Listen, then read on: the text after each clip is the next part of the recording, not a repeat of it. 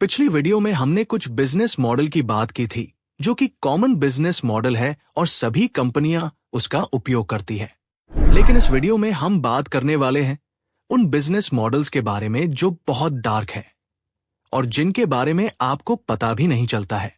आप उन बड़ी बड़ी कंपनियों के डार्क मॉडल में फंस जाते हो, इसलिए वीडियो को पूरा जरूर देखना, क्योंकि तब आप इन कंपनियों के डार्क बिजनेस मॉडल को समझकर खुद को बचा सकते हैं और इन डार्क बिजनेस मॉडल्स का प्रयोग अपने बिजनेस में भी लिमिटेड तरीके से कर सकते हैं। Number 1, addiction based model. यह बिजनेस मॉडल अधिकतर सोशल मीडिया कंपनियों द्वारा यूज किया जाता है। यूट्यूब, इंस्टाग्राम, टिकटॉक सभी इसका इस्तेमाल करते हैं। इनमें कंपनियां अपनी एप्लीकेशन को एडिक्टिव बनाने के लिए आपकी साइकोलॉजी के साथ खेलती हैं। ये अपने एप्स को इस तरह डिजाइन करती हैं कि आपको उनका एडिक्शन लग जाए। उदाहरण के लिए यूट्यूब शॉर्ट्स, इंस्टाग्राम रील्स और टिकटॉक, इन सभी में इन्फिनिटी स्क्रॉलिंग दी गई है, जिससे अगर आप एक बार इनकी ऐप चलाना शुरू कर दें तो आप बस स्क्रॉल ही करते रह जाएं। इससे ये कंपनियां आपका अटेंशन अपनी ओर खींचती हैं।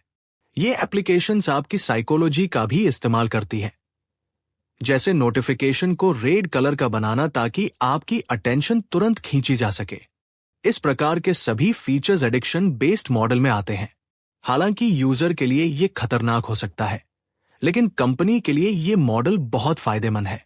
अगर आप अपने प्रोडक्ट को ऐसा बना सकते हैं कि लोगों को उसकी आदत लग जाए, तो आप अपने बिजनेस को बहुत जल्दी बहुत बड़ा बना सकते हैं।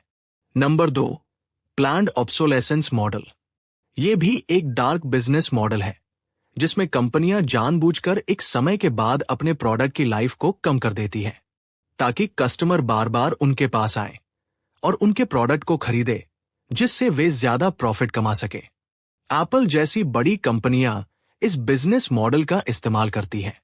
कुछ समय पहले एप्पल ने आईफोन में सॉफ्टवेयर अपडेट देकर उसकी बैटरी की लाइफ को कम कर दिया था, यह सोचकर कि लोग नया आईफोन खरीदेंगे।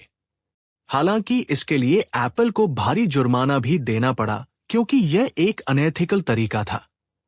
सिर्फ मोबाइल ही नहीं, बल्कि फैशन और इलेक्ट्रॉनिक ब्रांड्स भी ऐसा करते हैं। इसी तरह प्रिंटर कंपनियां जानबूझकर अपने डिवाइस में एक लिमिट सेट कर देती हैं। जब वो लिमिट पार हो जाती है, यानी आपने कुछ हजार पेज प्रिंट कर लिए, तो मशीन अपने आप काम करना बंद कर देती है। इसके बाद आपको नया कार्ट्रिज खरीदने के लिए मजबूर किया जाता है, भले ही उसमें अभी भी स्याही बची हो। इससे इन कंपनियों को बार बार प्रॉफिट कमाने का मौका मिलता है। फैशन इंडस्ट्री में भी कुछ ऐसा ही होता है। बड़े बड़े ब्रांड्स बहुत तेजी से ट्रेंड बदलते हैं, इतना तेज कि आपने जो कपड़ा कुछ हफ्ते पहले खरीदा था, वो नया ट्रेंड आते ही आउटडेटेड लगने लगता है और इस कारण आप फिर से नए ट्रेंड के लिए कपड़े खरीदने लगते हैं। अगर आप इस मॉडल को अपने बिजनेस में लाने की सोच रहे हैं, तो जरा रुकिए और समझिए।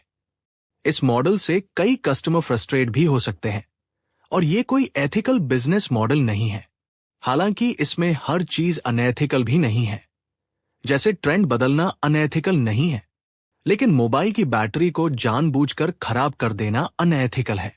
इसलिए अगर आप इस मॉडल को अपनाना चाहते हैं, तो आपको पहले ये बारीकियां समझनी होंगी कि ये कहां तक एथिकल है और कहां से अनएथिकल।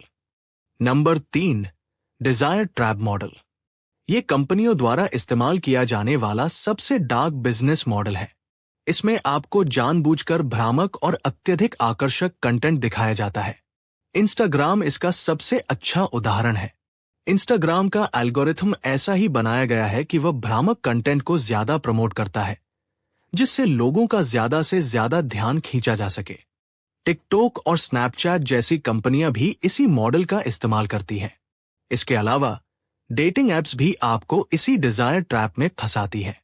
डेटिंग एप्स का एल्गोरिथम फीमेल प्रोफाइल्स को आर्टिफिशियल रूप से बूस्ट करता है और मेल प्रोफाइल्स को जानबूझकर कम बूस्ट करता है, ताकि जेंडर रेशियो में अनबैलेंस बना रहे और मेल यूजर्स को प्रीमियम सब्सक्रिप्शन लेने के लिए मजबूर किया जा सके, जिससे इन कंपनियों को मुनाफा हो। Number 4, fear based selling. ये business model medical, antivirus software insurance और ई कॉमर्स कंपनियों द्वारा इस्तेमाल किया जाता है। एंटीवायरस और इंश्योरेंस कंपनियों का तरीका तो आपको पता ही होगा, कैसे ये डर दिखाकर अपने प्लान्स को बेचती है। इसलिए मैं आपको मेडिकल और ई कॉमर्स कंपनियों द्वारा इस्तेमाल किए जाने वाले फियर मॉडल के बारे में बताता हूं। मेडिकल कंपनियां जानबूझकर इंटरनेट पर किसी स्पेसिफिक बीमारी को बढ़ा चढ़ाकर दिखाती हैं, ताकि लोगों में खौफ पैदा हो जाए और उनकी दवाइयों की बिक्री ज्यादा हो। इसके अलावा ई कॉमर्स कंपनियां जानबूझकर लो स्टॉक और ओनली एक आइटम लेफ्ट जैसे टैग्स दिखाती हैं, ताकि आपके अंदर फोमो यानी fear of missing out create हो जाए और आप बिना सोचे समझे उनका प्रोडक्ट खरीद लें। Number 5, gamify financial loss. इस प्रकार के बिजनेस मॉडल का इस्तेमाल ट्रेडिंग एप्स और रियल मनी गेम्स करते हैं। इन गेम्स को इस तरह से डिजाइन किया जाता है कि शुरू में तो आपको छोटी मोटी जीत दिलाई जाती है। आपको लगता है कि आप यहां से बहुत पैसा कमा सकते हैं, लेकिन जैसे ही आप इसमें ज्यादा समय और पैसा लगाते हैं, ये एल्गोरिदम आपको लगातार हराने लगता है, भले ही आप गेम में कितने भी अच्छे क्यों ना हो।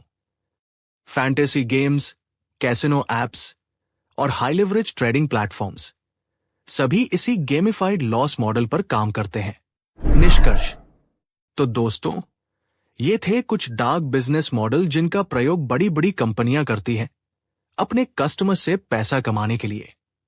अगर आप इनसे अवेयर रहेंगे तो आप इन बिजनेस ट्रैप्स में फंसने से खुद को बचा पाएंगे। ऐसी ही नॉलेज वीडियो के लिए हमारे चैनल को सब्सक्राइब जरूर करें और वीडियो को शेयर करना बिल्कुल न भूलें।